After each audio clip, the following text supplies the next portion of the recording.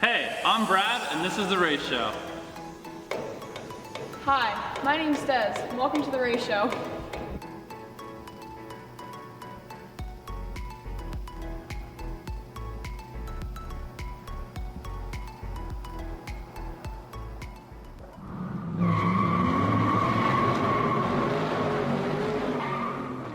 Hey guys, Brad here from Pottstown Street Cars. Today we have a 2015 Corvette Z06. It has a 2.9 Whipple supercharger on it.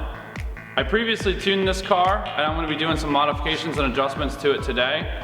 Basically what it's using is it's using the factory LT4 computer in it from GM, and then it has a Weapon X kit that has a secondary fuel system in it with port injection on top of the factory direct injection that the LT4s have. It basically runs a Megasquirt to be able to control the fuel system on the secondary side.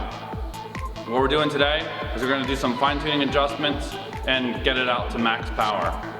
We're going to start out with the baseline run, see what she makes, and we're going to go from there.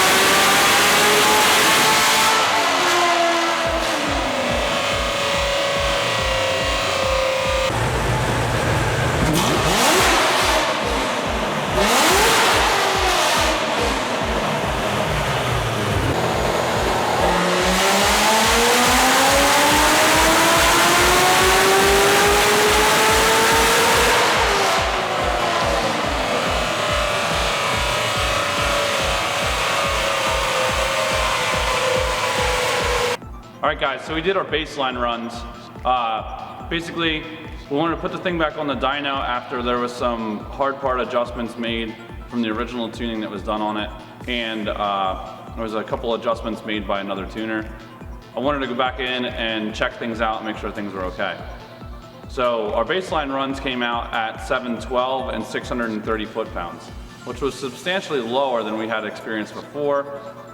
And I kind of chalked that up a lot of times to being a difference between one dyno to another. Like, you can have a very broad difference, but the kind of numbers that we were looking at here was a little too much for me. So I went in and just made some quick adjustments. Now, I didn't go and do a full tune yet like I want to. It's not too much different from where it was when I had originally tuned it, but I wanted to turn around and just kind of have some quick numbers in the middle of our video here. So basically, after some quick little adjustments, it made 741 and 670 foot-pounds of torque. What I was seeing on the initial baseline runs, we did 3 of them back to back, the timing just was pulling itself out because of false knock. The LT4s have a very sensitive knock sensor setting, and they will pull timing, especially once you start making some substantially more power with them. So what I'm going to do from here is I'm going to spend a little bit more time on it, make some more fueling and timing adjustments. I like to play around a little bit and get it to where, I'll go up a little bit, down a little bit. We'll do some plug reads in between, all that kind of stuff, and get our optimum settings. So we'll do that. I might see more than 741.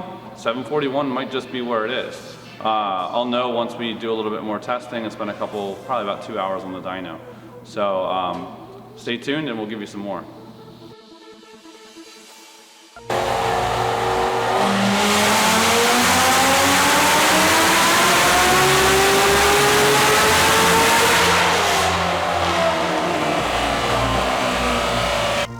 Alright guys, so I got the C0706 all wrapped up on the dyno. As I said earlier in the video, it came in for some fine adjustments in the wide open throttle tuning. Basically what we were looking at is a base horsepower of 712 horse and 631 foot-pounds of torque. It's actually substantially lower than we were expecting it to be, based off of what it had run on the dyno previously when I had originally tuned it. And as I had mentioned, there was some adjustments made by another tuner in there, so that's why it ended up coming back to me, getting checked over to make sure everything was where it belonged. Originally on the dyno, this made 770 horsepower. I went back and I kind of pulled up the charts to check everything out. and I'm really kind of surprised that it made a little bit more than what it had made before. I'm going to attribute that to being a cooler temperature today than we had seen previously. When I tuned this car before, we were looking at the ambient air temperature was above 90 degrees. Now in the shop, during this tuning process, it was in the 60s.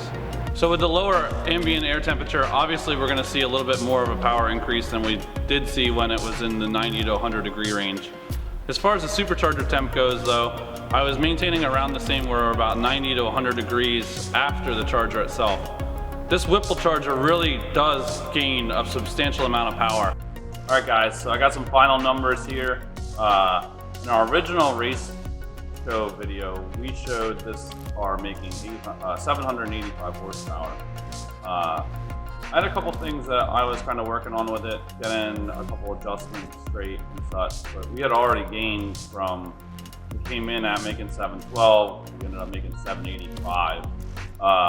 And there was concern with a little bit of, it's like a pedal pulsation basically, when it would be at cruise, and I was addressing some of that. And along the lines, I'm willing to admit it very often that you learn some things. In this situation, I kind of learned a little bit about how this car was happy with the transitioning of fuel with the port injection and direct injection and all that kind of stuff.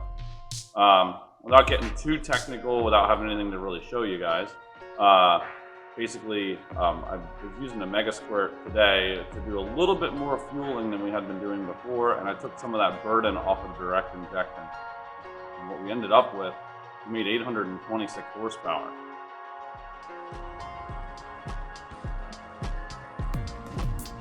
So we went from 785, and I actually backed up that 785 run today. With the first run we did, it was 775. And it was cold. Like, these seem to make power pretty good when they're in the 200 to 205 temperature range. I was only at like 175, 180 when I did that pull at 775. So we made that pull, and then I made the adjustments I wanted to make to put us where I wanted to be with the way the fuel demand was between the two computers.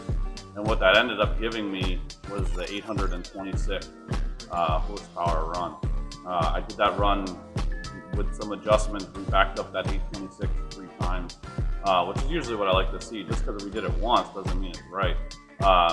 So got the thing, everything fine-tuned. What I'm going to do from here is when I switch over to my laptop, I'm going to show you guys some of what I did to make that happen, how the fuel demand works, and where we're at, and kind of go from there.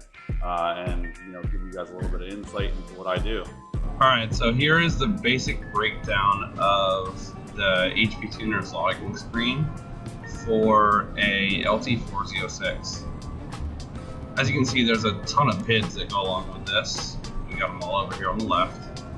But I'm going to just run down through what I did to get us to that 826 run. What I'm not going to show in this is the Megasquirt side of things, to kind of like show how we did the fueling and all that kind of stuff. It's very basic, it's kind of like adding in on top of what's already shown here in this screen. But from the beginning of the run, we started at 3,200 RPMs, and as you can see with my cursor, we run out to 6,900. It's pretty basic. This line right here is our spark line. This line right here is our map, and basically gives us our boost, which we're sitting at about 12, 13 pounds. There's not like a whole lot of intricacies to this, but for the most part, we're looking at the primary injector duty cycle is running from 17 to 27% duty through the entire thing. To give you kind of like a little bit of insight on what's going on the Megasquirt side, we're running about 30 to 50% duty cycle on that side.